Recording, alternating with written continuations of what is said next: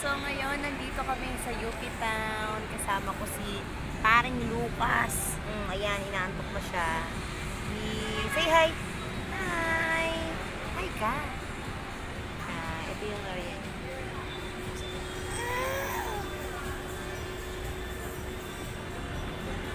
Dahil dito siya, boss. Nabigyan tayo.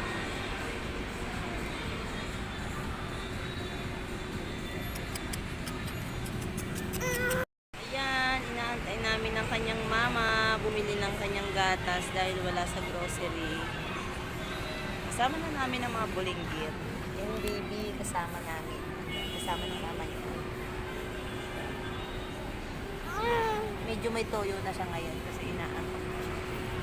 Hi, paring Lucas! Say hi! Hi, ang pogi. Antayin sana namin